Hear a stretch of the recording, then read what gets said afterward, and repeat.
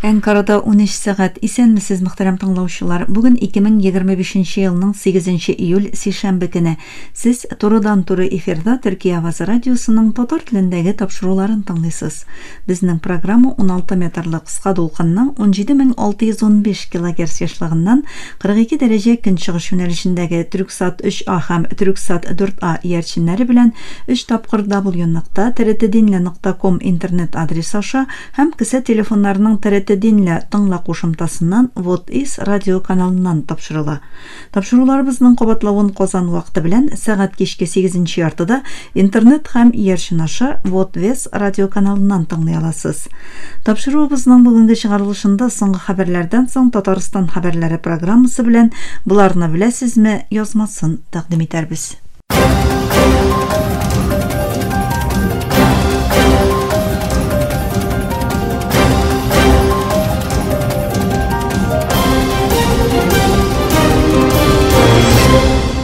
Соңгы хәбәрләр белән башлыйбыз. Израиль премьер-министры Беньямин Нетаньяху АКШ башы Дональд Трамп белән Ак йортта узган очрашуда Израильнең фәләстинлеләргә тагын да яхшырак киләчәк тәкъдим итә алырлык илләрне билгеләү өчен АКШ белән бергә эшләвен белдерде. Ике дәүләтле шешелешнең мөмкин булып булмавы турындагы сорауга Трамп моның җавабын белмәвен әйтеп, бу сорауны Фәләстин дәүләтенә кабат-кабат каршы чыккан Нетаньяхуга юнәлтте. Нетаньяху Трампка аны Нобель тынычлык бүләгенә намзат итеп тәкъдим иткән хатында тапшырды. Камау астындагы Газада Израильнең һөҗүмнәрендә ким дигәндә 58 кешенең гомере өзелгән, күп санда кеше яраланган. Ливанның көньягында аерым-аерым оештырылган Израильнең пилотсыз очу аппаратлары һөҗүмнәрендә 2 кеше һәлак булган. Израиль шулай ук Йәмәндәге мөһим аскырма корылмаларын да бомбалаган. Шул ук вакытта Берләшкән Милләтләр Оешмасы Газада дәвам итүче масса күләм күченүләр турында кисәтү ясап, март аенда утны туктату килешүенең бетүеннән соң дәвам иткән Израиль һөҗүмнәре нәтиҗәсендә 700 меңнән артык кешенең яшәгән җирләрен ташлап китәргә мәҗбүр булуын белдерде. АКШ башы Дональд Трамп сугыштан зур зыян күргән Украинаның Русия һөҗүмнәренә каршы үзен яклауы өчен АКШның Украинага тагын да күбрәк корал җибәрәчәген әйтте. Ак йортта журналистларга белдерү ясаган Трамп Украинаның Русиядан зур зыян күрүен һәм үзен яклый алуы кирәклеген белдерде. Ул АКШның беренче чиратта саклану максатында кулланыла торган кораллар җибәрәчәген дә өстәде. АКШ башы Дональд Трамп Япония һәм Көньяк Кореяны да кертеп, 14 илдән килгән товарларга яңа таңбахана салымнары кертәчәген игълан итте. Глобаль сәүдәгә карата киеренкелекне арттырган бу адымның Америка сәүдә мөнәсәбәтләрендә яңадан баланс урнаштыру өчен ясалуын әйтте. Япония һәм Көньяк Кореядан импортланган эшләнмәләргә 25% тамахана салымы кертүне дә үз эченә алган яңа чаралар 1 августтан гамәлгә керәчәк. Трамп шулай ук БРИКС илләре белән бер үк фикердә булган илләргә 10% тамахана салымы кертү белән янады. Бу янау Русия һәм Кытайның кискен реакцияларына сәбәп булды. Техас штатында булган су басу фәлакәтендә үлүчеләр саны 100дән артты. Коткару төркемнәре ташуда агып киткән кешеләрне эзләүне дәвам итә. Үлүчеләр арасында фәлакәт вакытында елга буендагы язгы лагерда булган ким дигәндә 27 кыз бала һәм киңәшче дә бар. Метеорология белгечләре яңа су басулар булачагын кисәтә һәм бу хәл коткару эшләрен тагын да катлауландырачак дип белдерә.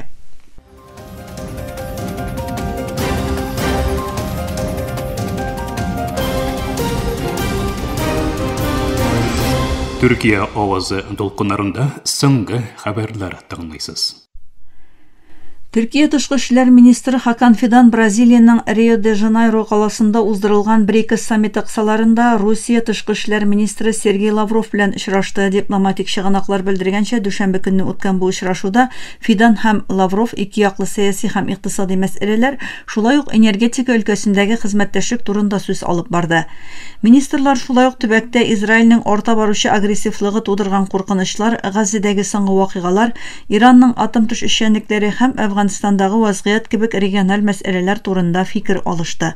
Төркия тышкы эшләр министрлыгы белдергәнчә, Фидан дүшәмбе көнне Бразилиядә Казакстан министр урынбасары һәм тышкы эшләр министры Мурат Нуртлей белән дә очрашу үткәрде.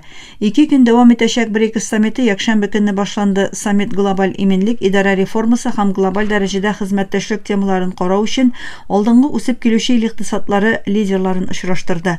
БРИКС Бразилия, Русия, Һиндстан, Кытай һәм Көньяк Африка бик озак вакытлы әгъзалардан тора. Соңгы вакытларда бу төркемгә яңа әгъзалар да кушылды. Төркия БРИКСка әгъза булу өчен мөрәҗәгать иткән иде һәм быелгы саммитка махсус чакыру алды. Bloomberg хәбәренә караганда, АКШ башы Дональд Трамп һәм Украина дәүләт башлыгы Владимир Зеленский узган җомга көне телефон аша сөйләшкәндә Украинаның Вашингтондагы тулы вәкаләтле илчесе Оксана Маркарованы алмаштыру мәсьәләсен караган. Хәбәргә күрә, Зеленский Украина тышкы эшләр министрлыгына яңа кандидат мәсьәләсендә АКШ рәсмиләре белән киңәшләшүне башларга күрсәтмә биргән. Маркарова урынына карала торган ихтимал кандидатлар арасында Украинаның югары дәрәҗәле рәсмиләре бар. Бу исемлектә премьер-министр Денис Шмыгаль, премьер-министр урынбасары Ольга Стефанишина, саклану министры Рөстәм Өмаров һәм энергетика министры Герман Галушенко урын ала. Элекке финанс министры булган Маркарова 2021 елның февраленнән бирле Украинаның АКШтагы тулы вәкаләтле илчесе вазифасын башкара. Илбашы Зеленский социаль медиа платформасында ясаган белдерүендә Трамп белән булган сөйләшүне бик мөһим һәм нәтиҗәле дип бәяләде. Бу сөйләшүнең мөгаен бүгенгә чаклы иң яхшы сөйләшүбез дип атады. Украина рәсмиләре Bloombergның бу хәбәре белән бәйле әлегә рәсми белдерү ясамады.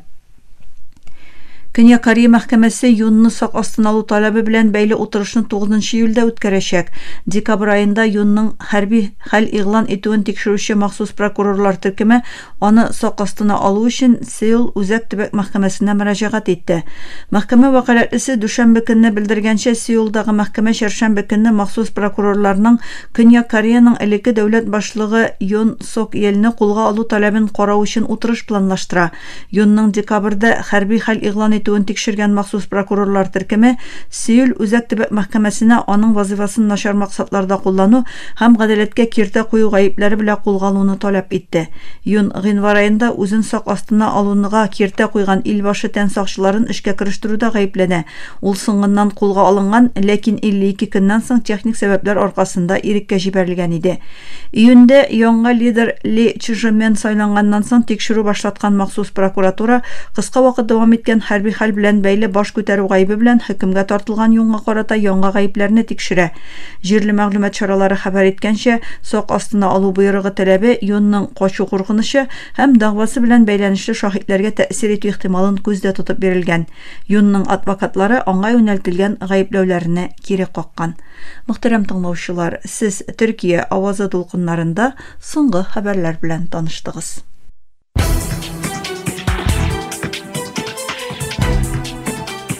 Татарстан хәбәрләре.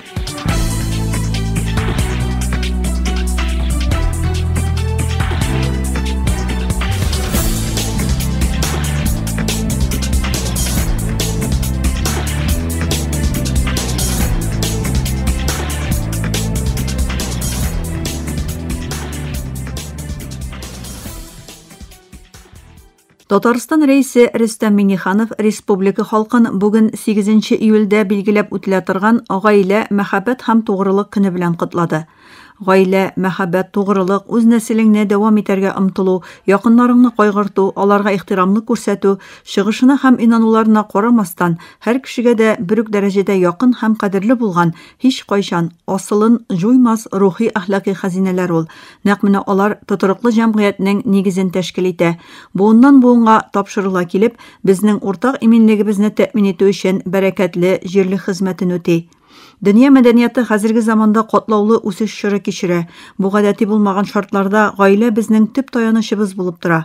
Ихлас яратуга, үзара хөрмәткә, ышанычка һәм җаваплылыкка нигезләнгән гаилә институтын ныгыту, туучылар санын, гражданнарның гомер озынлыгын арттыру, илебезнең лаеклы шәхесләре булачак ватанпәрвәр яшьләр тәрбияләү кебек мөһим дәүләт бурычларын хәл итүнең асылын тәшкил итә. Bunlar arasında бәйләнешкә, гражданлык һәм туган илгә мәхәббәт хисләренә нәкъ менә гаиләдә нигез салына. Ватанны саклаучылар һәм Бөек Ватан сугышында җиңүнең 80 еллыгы билгеләп үтелә торган елда әлеге рухи кыйммәтләрнең әһәмияте тагын да арта. Күп милләтле Татарстаныбыз хаклы рәвештә гаиләне һәм балаларны яклау өлкәсендәге казанышлары белән горурлана ала. Республикада эзлекле рәвештә балалы гаиләләр өчен уңайлы яшәү мохите булдыруга, инфраструктураны үстерүгә, торак шартларын яхшыртуга, күп балалы гаиләләргә һәм яшь парларга ярдәм күрсәтүгә, балалар һәм яшүсмерләр, шулай ук ветераннар оешмаларына булышлык итүгә юнәлтелгән комплекслы программалар гамәлгә ашырыла. Әлеге бәйрәм көнендә сезгә шын йөрәктән тынычлык, иминлек, мәхәббәт, бәхет һәм якты киләчәк телим. Йортларыбызда һәрчак балаларның шат көлү авазы яңгырап торсын. Өлкән буын вәкилләре үзләренең тормыш тәҗрибәсе һәм зирәк киңәшләре белән бүлешеп, әле озак еллар безне сөендереп яшәсеннәр. Бәйрәм мөбарәк булсын, гаилә, мәхәббәт һәм тугрылык көне белән диелә котлауда.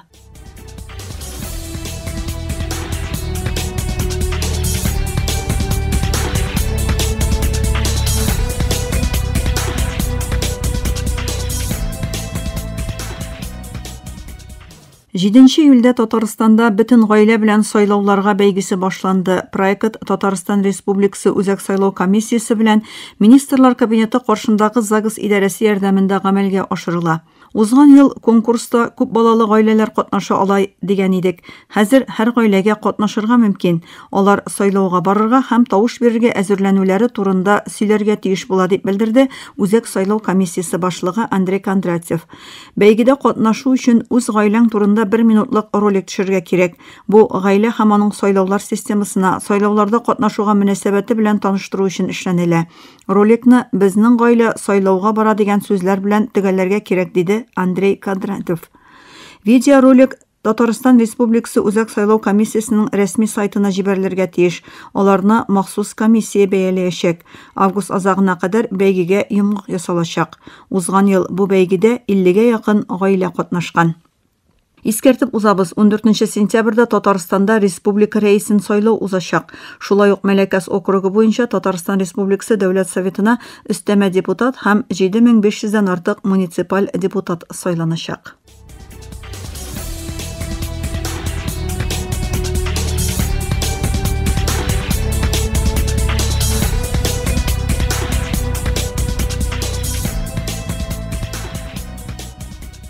Казанда 2025 елда Париж коммунасы урамында урнашкан татар мәгърифәтчесе Каюм Насыйри йортын киң күләмле реставрациялау эше башлана. 19 гасыр азагында агачтан эшләнгән бина комплекслы торгызу эшләре объекты булачак. План буенча белгечләр фасадның тарихи йөзен, уникаль уеп ясалуны һәм агач бизәк элементларын да кертеп торгызачаклар. Шулай ук түбә конструкциясын кичәйтү һәм түбә япмасын алыштыру планлаштырылган. Йорт эчендә иминлек буенча заманча таләпләрне исәпкә алып, бөтен инженерлык инфраструктурасын яңартачаклар. Объект тирәсендәге территорияны төзекләндерү шулай ук башкарыласы эшләр исемлегенә керә. Элек мөселман Мәзине хуҗа булган бу йорт 1887 елдан татар мәгърифәтенең иң күренекле вәкилләреннән берсе булган Каюм Насыйри йортына әверелә. Бу йортта галим гомеренең шактый өлешен фәнни һәм педагогик эшчәнлек белән шөгыльләнеп үткәрә. Биредә ул татар телендә математика, география, ботаника һәм тарих буенча дәреслекләр яза. Милли мәгарифне үстерүдә төп роль уйный.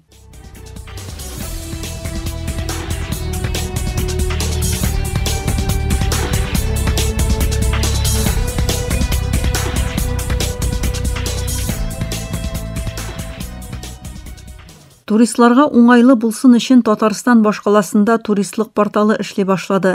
Интерфейсның дизайнына һәм уңайлы булуына аерым игътибар бирелгән. Портал шәһәрдәге төп вакыйгалар һәм уңайлы урнашу вариантлары буенча актуаль мәгълүмат бирә. Моннан тыш платформада шәһәрдәге активлыклар турында яңалыклар да урнаштырылачак.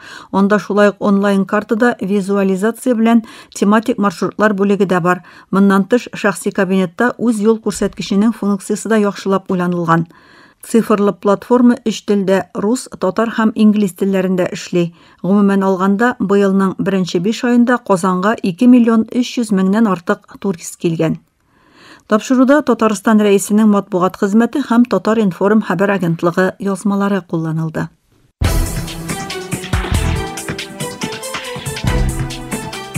Татарстан хәбәрләре.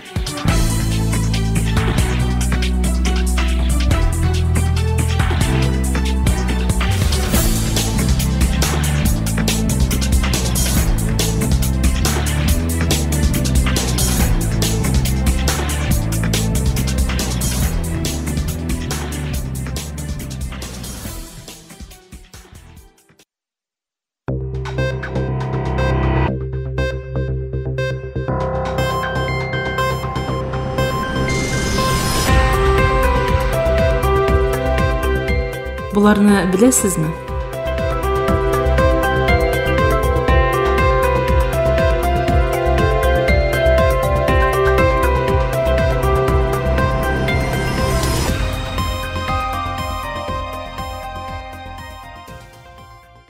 Төпкапы сарайы музейында 16 меңгә якын фарфор әйбер булуын беләсезме? Төпкапы сарайында бай фарфор коллекциясе саклана. Әлеге музейда бөтен дөньяга танылган һәм тиңсез Кытай фарфорлары бар. Ул 10 меңнән артык эшләнмә белән Кытай тышындагы иң зур фарфор коллекциясе. Экспортланган фарфорларның 13-нче гасыр ахырыннан 20-нче гасыр башына кадәрге үзгәрешен күрсәтү өчен аерым әһәмияткә ия. Кытай фарфорлары тышында Япониянеке, Ауропаныкы һәм төрекләрнеке буларак билгеле йолдыз фарфорлары сарайның тагын бер әһәмиятле фарфор коллекциясын барлыкка китерә. Төпкапы сараеның Ауропа фарфорлары коллекциясендә якынча 5000 дана экспонат бар. Алар төрле илләрдә ясалган һәм 15-нче гасырдан башлап 20-нче гасырга кадәрге чорны үз иченә ала. Коллекция сан ягыннан да төрлелек буенча да бик бай. Өстәвенә Ауропа фарфор сәнгатенең хронологиясын иң яхшы күрсәтүче үзенчәлегенә ия. Сарай коллекциясендә селадон, ак зәңгәр, бер һәм күп төсле фарфор савытлар бар. Ислам дәүләтләрендәге табын традицияләренә күрә зур һәм бай бизәүле итеп эшләнгән касы һәм тәлинкәләр коллекциянең иң күренекле эшләнмәләре. Падишаһлар алтын һәм көмеш савытлардан тыш фарфор һәм селадонга да өстенлек биргән. Селадонны бигрәк тә ризыктагы агуны ачыклавына ышанулары аркасында кулланалар. Зәвыклы фарфорлар Госманлы тормышында һәр вакыт көчнең һәм байлыкның күрсәткече булган. Кайчак аларга үзгәрешләр дә керткәннәр. Әйтик, бик гади күренешле савытлар кыйммәтле ташлар белән бизәлгән, ватылган фарфорлар үзенчәлекле өстәмәләр белән төзекләндерелгән. Алар хәзер Госманлы сәнгатенең һәм сарай зәркәнчелегенең иң сайланма үрнәкләре арасына керә.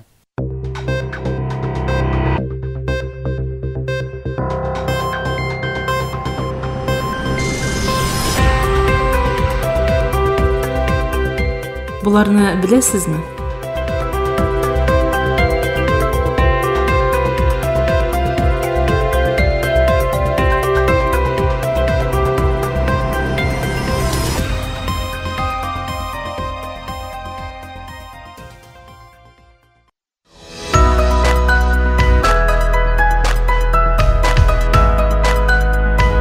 TRT Türkiye Ovazı dünyanın her uçmağında tevlük boyu sizden bilen.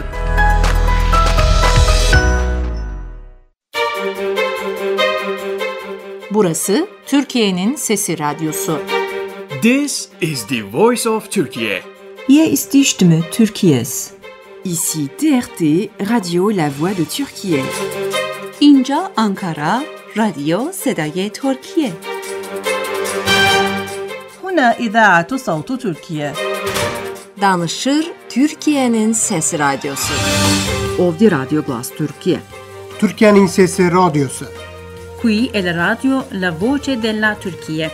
Esta es la voz de Turquía. Слушате емисията на български език на Радио Гласът на Тюркия. Юфлет Зари и Türkiye. 这里是土耳其之声广播电台。 اینجا انقره رادیو صدای ترکیه. دا Türkiye Radyo'da. خصومت Türkiye Zayını Radyo Gayanı. Eterçiye Radyo Sadburi Türkiye Sıkma. Ovada Türkiye Ünü Radyosu. Aici Radio Vocea Türkiye. Говорит голос Türkiye. Efirde Türkiye Ovazı. Gepleyer Türkiye'nin Fethi Radyosu. Ye Saday Türkiye. Anlavatınla Türkiye Avazı Radyosu. Evo İfonitis Türkiye.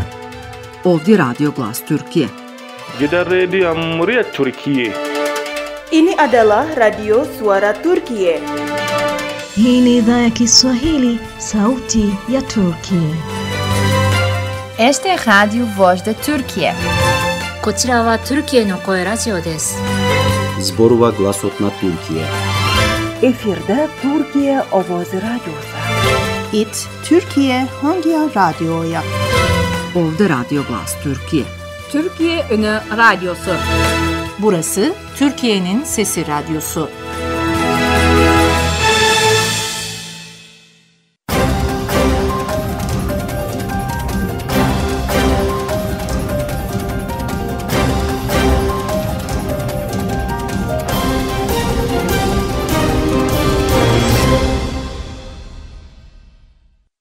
Мактарам таңышар. Türkiye Avazı Radyosu'dan Tatar türündeki topşuları şuşunun bilen ahırına yakınlaştı. Bizim programı her gün Türkiye hem Kazan vaqti bilen gündüzgi saat 1'de 16 metrli kıska dolqınның 17.615 kHz ışığından Türksat 3A hem Türksat 4A yarışını bilen 3 tapqır w.trt-dinna.com internet adresi aşı hem kısa telefonlarının TRT Dinna Tыңна qo'shimchasidan Voice of Turkey Vod East radio kanalidan topshila. Yorti soatlik topshirig'imizning quvvatlag'un Turkiya ham Qozon vaqti bilan soat kechki 8:40da 42 daraja kunchig'ish yo'nalishdagi Turksat 3A ham Turksat 4A yarışlari bilan 3 tapqır w.trt-dinna.com internet sahifasi osha Vod West radio kanalidan tinglaysiz. Әлегә biz sizni bilan sog'lashamiz. Efirda kelasi uchrashuv qadar.